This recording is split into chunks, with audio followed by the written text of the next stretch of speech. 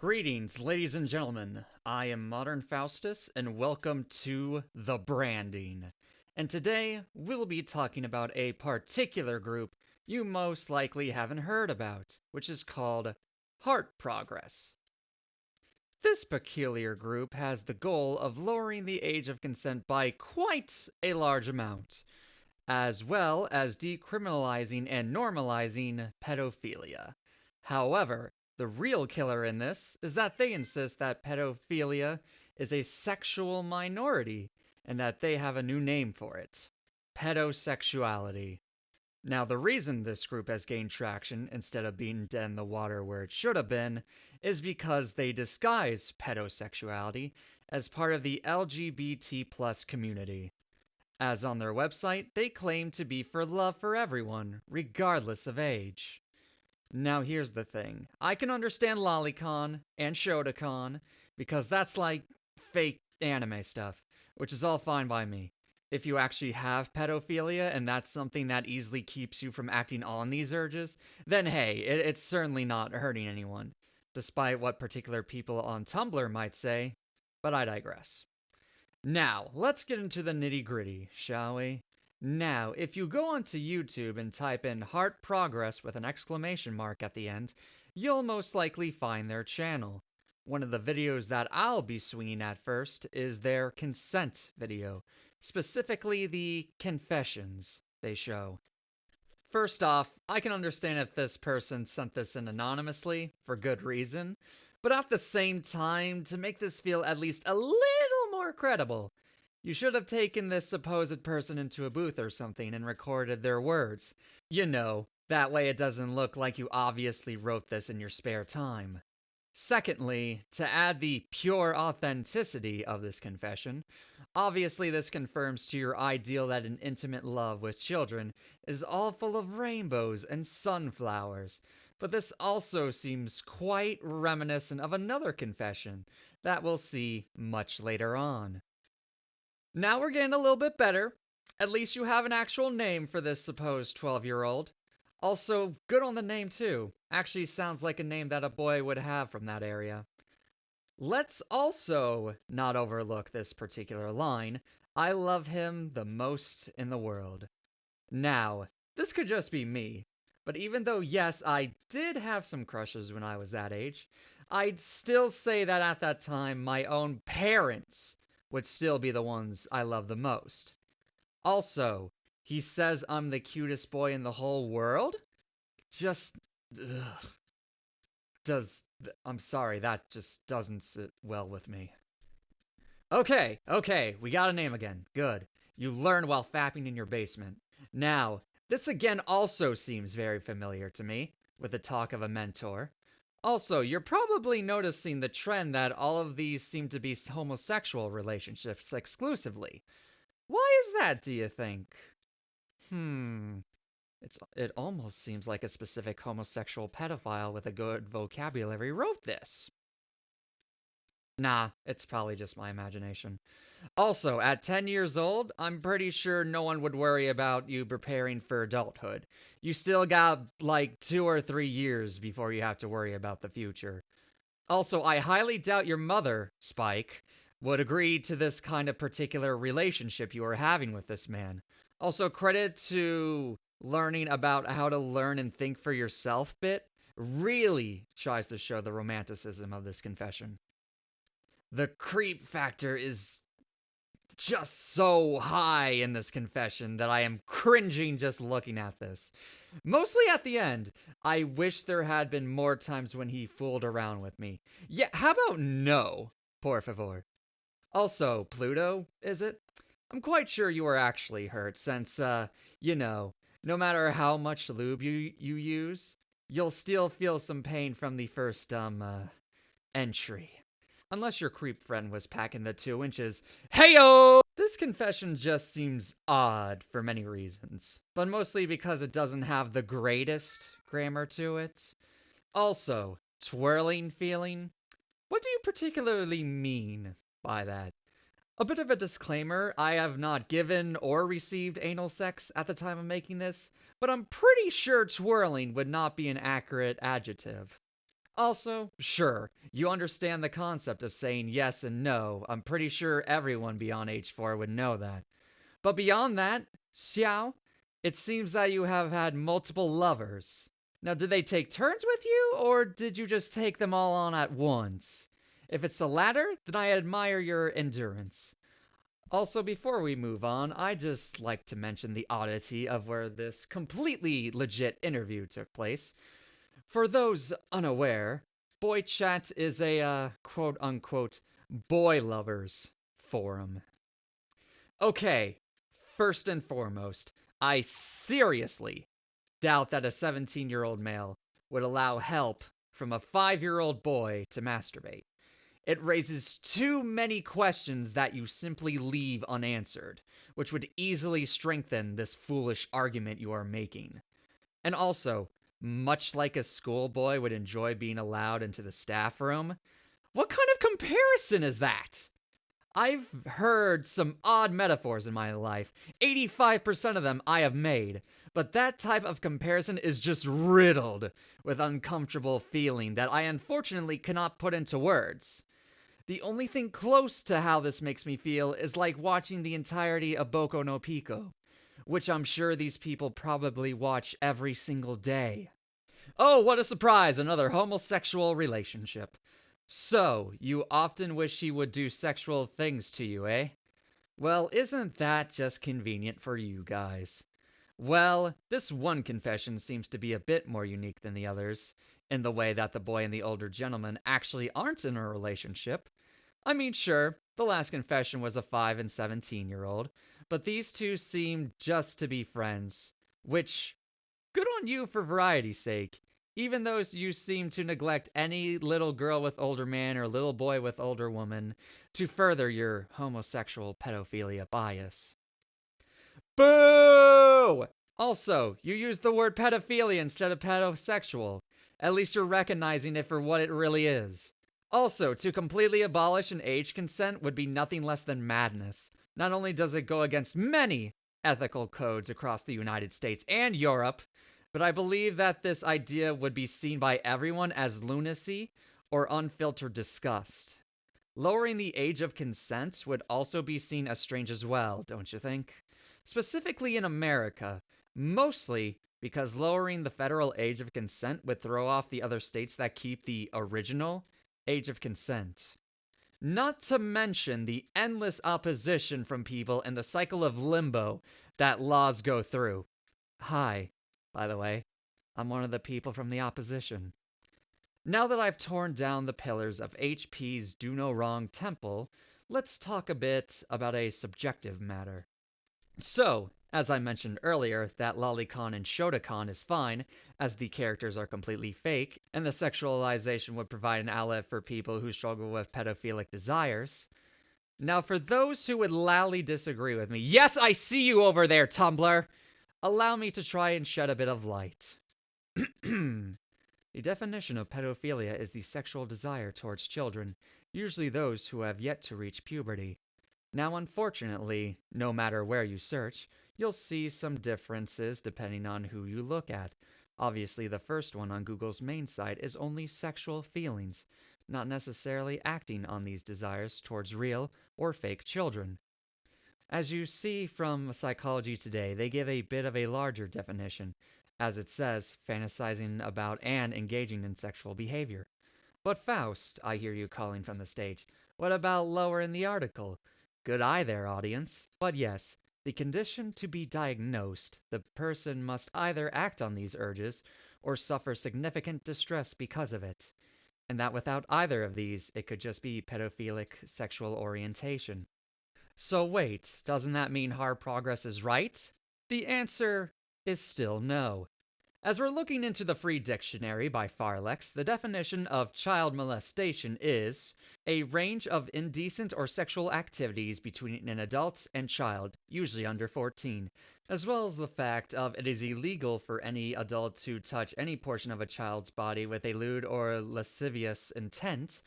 Boom! Nail in the coffin, yes? It specifically says that if an adult touches a child, then it's molestation. Wait, what's that you say?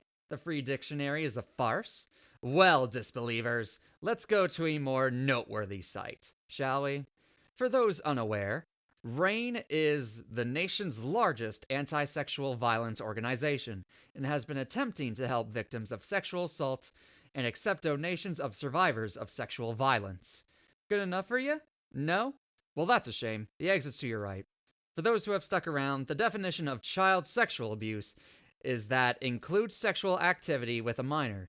Some of the examples they include is intercourse, masturbation in the presence of a minor, or forcing the minor to masturbate, or obscene phone calls, text messages, or digital interaction. Just to name a few. Oh, and if that wasn't enough for you, let's put another nail in the coffin with a definition of lolicon. From Freebase, lolicon quickly became used to describe erotic doujinshi portrayals of young girls.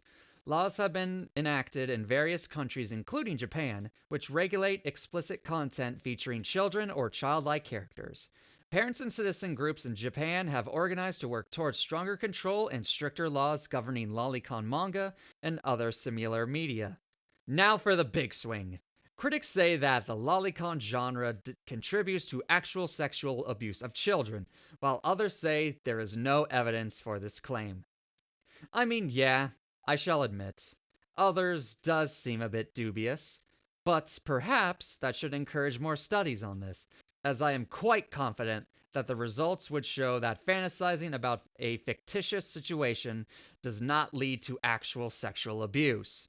Of course, it wouldn't be an absolute zero, as there's always some people that are stupid or mentally unhealthy enough that they need to be cured with the sweet kiss of a fiery 950 round.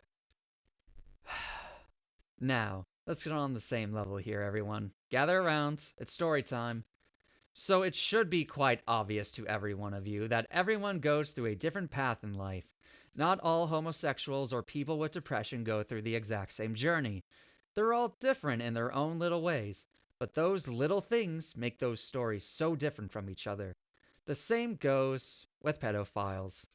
Or to be more specific, people who have sexual urges for children, not the ones who act upon it. Now, normally I don't like to use blogs as sources of evidence, but when it's coming from a legitimate pedophile, a Christian pedophile I might add, then I feel it's worth considering. Now, there's nothing I can really comment on, as I feel that the person who wrote this article has very much described the differences between thinking and acting, so I'll just read the article for you lovely people. Pedophiles can fall in love with a child the same way that typical people do with adults. All these psychological mechanisms are present: attraction, romance, and giddy feelings. The reaction is the same, except that the pedophile's brain is wired to focus on children. If you're a pedophile, how you feel towards children is not bad or evil. It's just human attraction. However, a pedophile is faced with a real dilemma. The feelings he or she have might be normal enough, but it is not normal to feel that way toward children, and so we are left wondering what to do with those feelings. I think that every pedophile has asked themselves at some point whether a romantic or sexual relationship with a child can be done in such a way that it's okay. What if the relationship is one of mutual consent with nothing forced? What if I am committed to the child, am good with them, and care about them because I actually love them? What if the child enjoys the physical contact? I know it can't last forever, but is it possible they could benefit from our time together and grow up thinking positively about me? As a pedophile, I've faced these questions myself, as have most others I've talked to. You see, there isn't a quick answer, because to say no means denying those same feelings of attraction that everyone else is free to act upon. We need an honest discussion and strong conclusions if we're to take a stand. The crucial question is, will it hurt the child? If a consenting relationship can be good and healthy, then any restriction is just a matter of social norms. But if the child will be harmed, we must never permit that. For those of us who know Jesus, we also ask, what does God say about it? We believe that God loves us and that He wants the best for us. Let's examine both questions. But first, let me start by saying that I believe a sexual relationship between an adult and child is always harmful to the child. Please allow me to explain why I've come to that conclusion. There are two compelling reasons. First, a child has not gone through puberty, and their body and mind is not prepared for sex and romance. Secondly, a child is not capable of being an equal partner with an adult. The child is the recipient, not the participant. Okay, but what's the harm? Will it hurt the child? Puberty prepares the body and mind for sex and romance. Let's consider human development. Puberty is the stage when a young person develops from a child to an adult. The body and brain begin to communicate through hormones that it's time to sexually mature. This involves changes in the bodies and a reworking of the brain structure and functional patterns. Mentally, he or she begins to have a broader perception of personal identity, and new neural circuits give increased meaning to sexuality. In addition, the brain develops greater ability to think abstractly, anticipate outcomes, and to cope with emotions. This process continues until the late teen years, after which a person has his or her adult brain. Actually, science is discovering that further psychological growth occurs until about age 25. The changes that occur during puberty prepare the body for sex and the brain for romance. Therefore, by definition, a child isn't ready.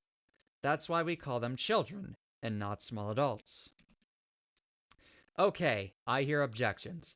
Some girls begin menstruating at an early age, which means they are ready for sex. That is completely false. Actually, if we consider body development, it's clear that sex and pregnancy are only safe once the girl's hips and breasts have fully developed, which happens later on. But regardless, her psychological health is also at stake, and that takes the longest to mature. In some countries, the age of consent is as young as 12, and historically there were cultures, including Greek, Roman, and Japanese, that had a social tolerance of adult-child relationships. Our society's negative view of adult-child sex is what causes the most harm. Yes, social stigma can certainly add to harm. However, this doesn't address the question of development. The simple reality is that human beings are not prepared for sex and romance until they have completed puberty, regardless of what some societies do today, or what certain cultures did in the past. Adults are supposed to guide children into new experience. It's just sexual learning. Yes, children need adults to help them grow. However, discovering sexuality isn't the same thing as learning how to cook mac and cheese. Learning must be age appropriate. Sex and romance is an experience along the lines of being a soldier, running a business, or raising a family, all of which require maturity in order to be positive. But boys can masturbate at an early age, and children sometimes engage in sexual play. What harm is there if an adult gets involved?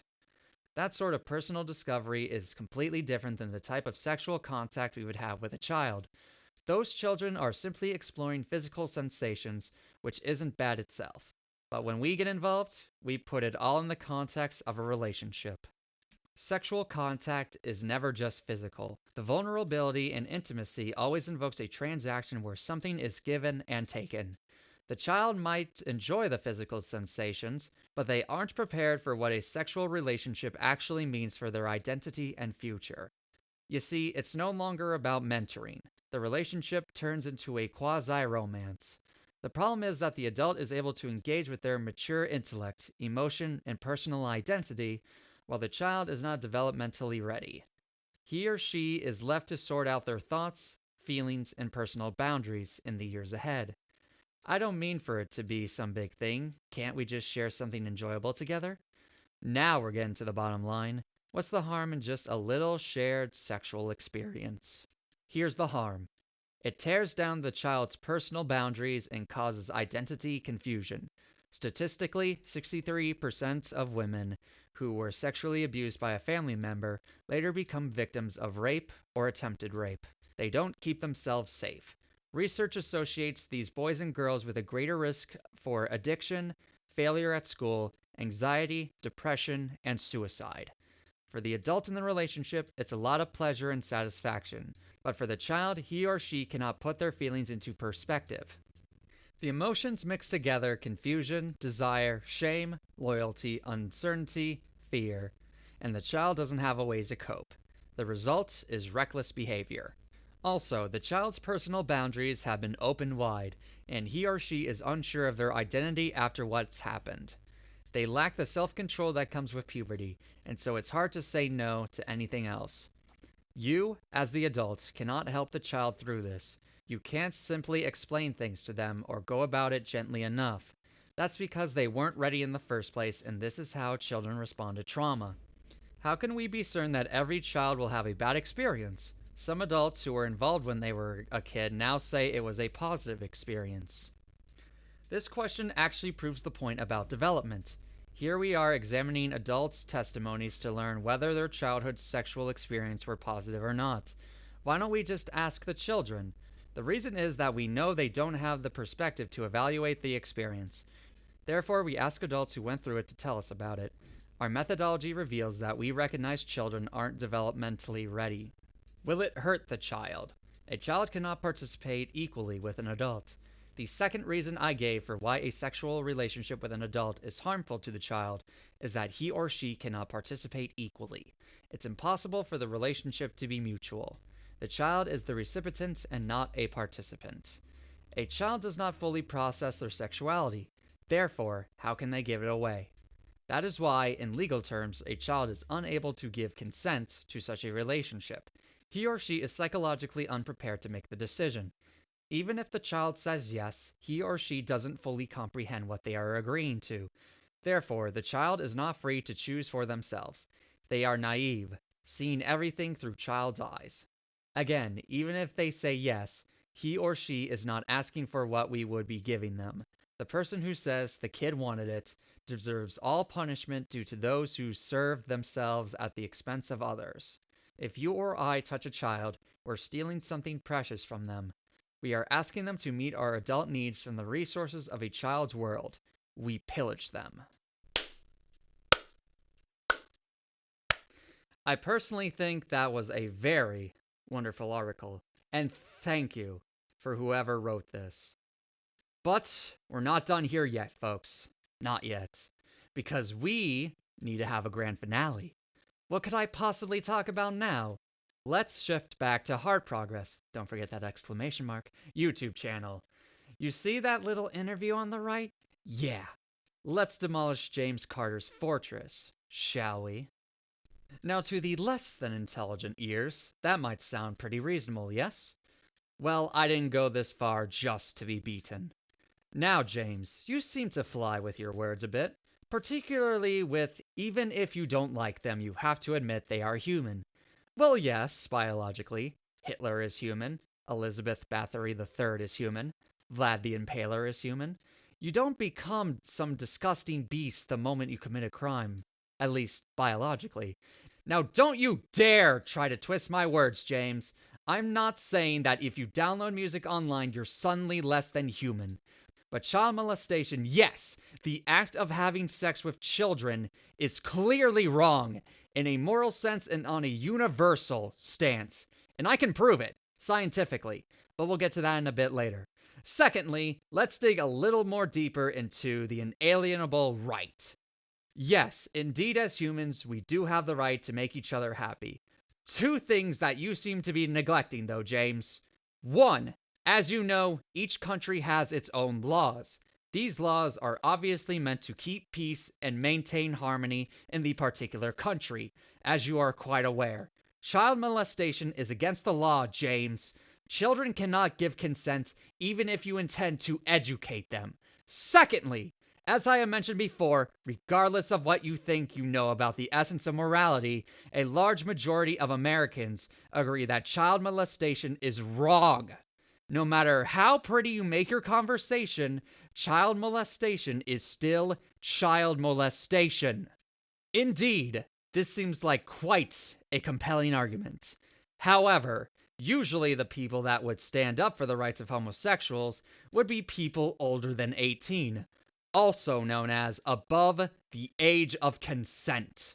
I agree with you that homosexuals were treated terribly during that time, but you seem to be setting up your pedosexual movement as a type of hero of progress, and that's just simply not true, James. Even if you yourself don't want a relationship with children, you are still in full support of this because you were molested. Although I do feel bad you went through such an experience, to rationalize it as something good is very unhealthy and simply a sign of Stockholm Syndrome. Perhaps there's a reason that people don't like pedosexuals, James? I know you've been over the whole mass media whatever thing, but maybe, just maybe, there's something beyond it that people don't like about pedos. Also, I have some statistics here that show you how broken these people can be after being molested as a child. Anxiety, inappropriate sexual behavior, substance abuse, suicidal depression, and mental neurosis. Do you see that, James? That's the kind of damage that your group would cause. But if by some means your group gets what they want, those numbers are going to increase tenfold. But your eyes may have wandered down to the asymptomatic victims. Nice catch. Indeed, even though there are few investigations into it, it seems that quite a few people suffer no symptoms at all. How quaint. However, there are many different explanations to why this is, such as the symptoms not showing up yet due to thinking it was all a dream or just suppressing it altogether, and they also expect these symptoms to show up later in life. But there's also a chance that they really don't show any symptoms at all. But this study was done in 1993, and as far as I've researched, I couldn't find anything else that would correlate to this study. That sounds like rationalization, James. In fact, it also sounds like you are part of the asymptomatic people we were just talking about. That, or perhaps you were just groomed into loving him, which would also be a part of Stockholm Syndrome, James. Some of these steps that molesters use into grooming a potential victim include gaining trust and access, by giving them special attention, listening to them in a sympathetic way, and gaining their trust and friendship. Yeah, that sounds about right. Another step in this utterly horrendous scheme is to play a role in the child's life. Didn't you say that he was like a mentor to you, James? That he taught you the wonders of art, life, and love? Sounds like some pretty big shoes to fill in a child's life, wouldn't you agree? However, I feel the need to mention that you do say that you were the one who pursued him. Now, obviously, I can't see into the past to see how exactly this relationship started, but I imagine that he was the one who made the first contact with you. Right, James? That you two created such a bond that, in a turn of fate, you were the one who wanted to push this into a relationship. I feel that this could have been an idea that your lover brought up a time or two, and you couldn't help but want it, yeah?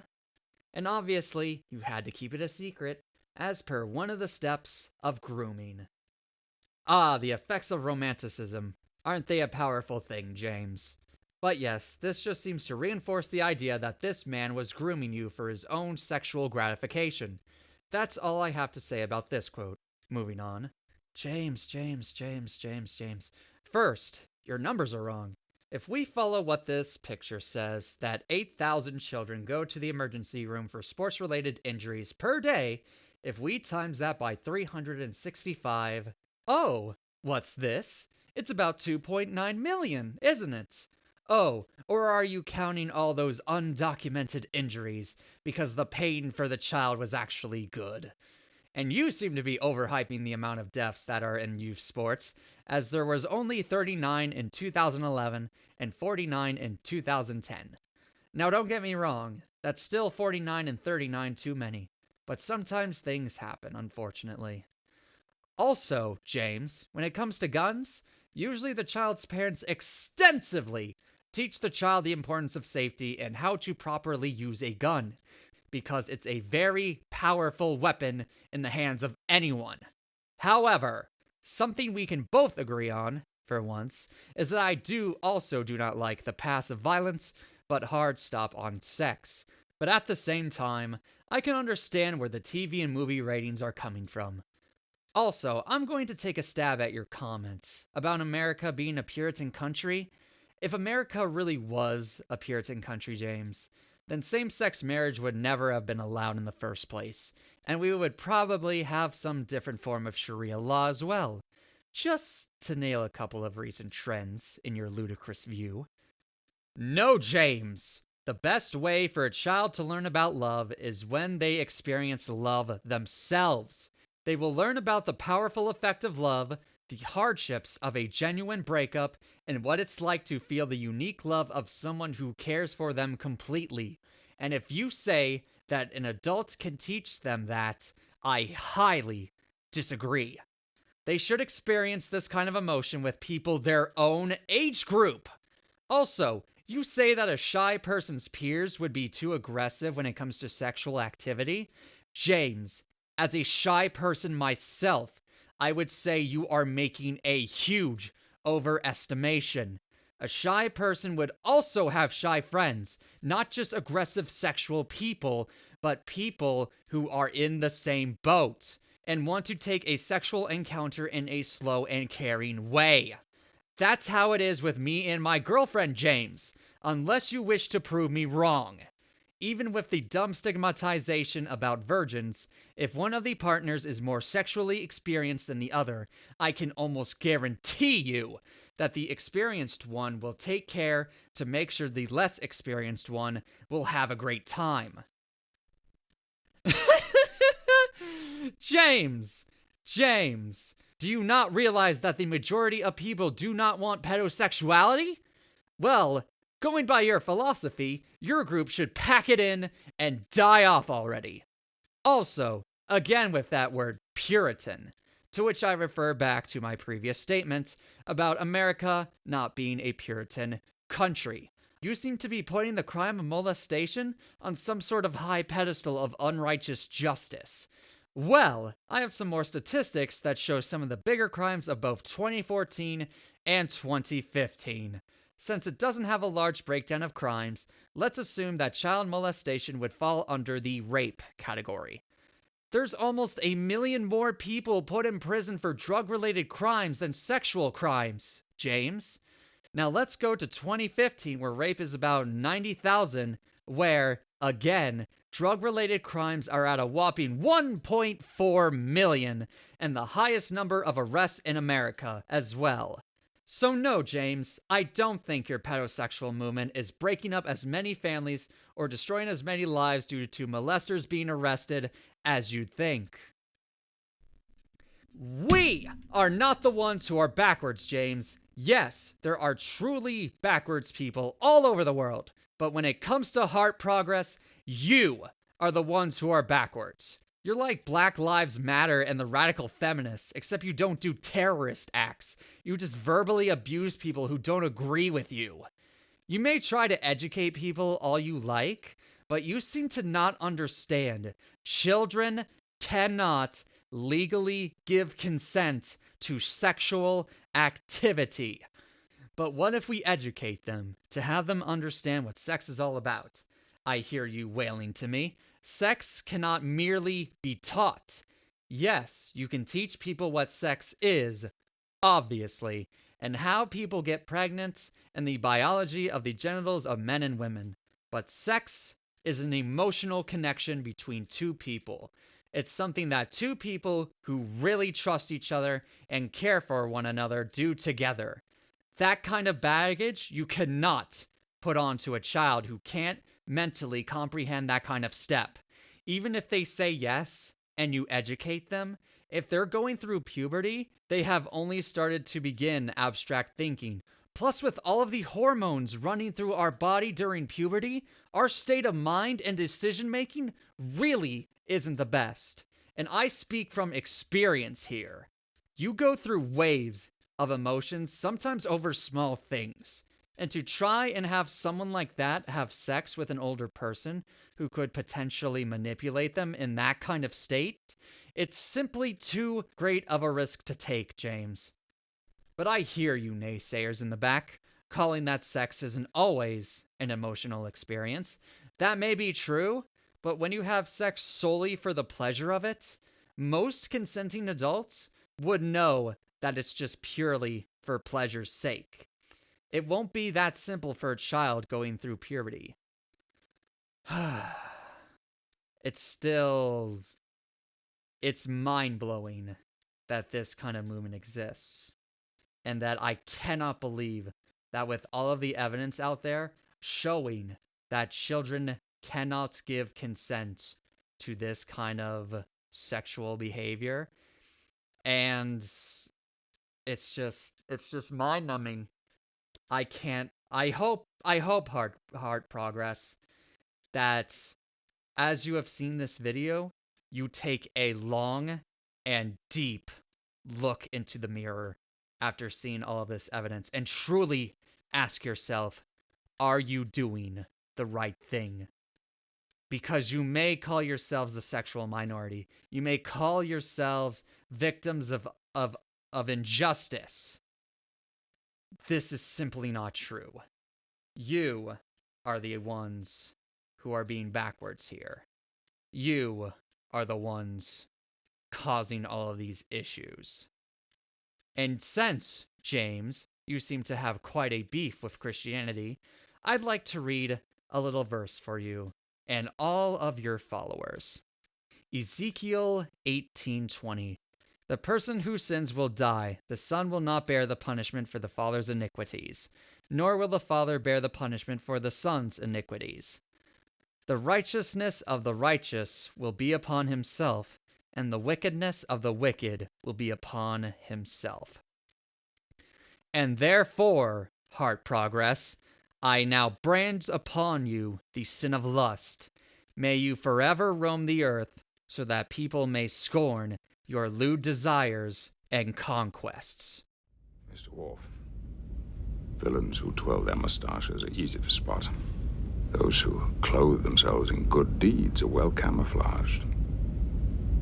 I think after yesterday, people will not be so ready to trust her. Maybe. But she, or someone like her, will always be with us, waiting for the right climate in which to flourish, spreading fear in the name of righteousness.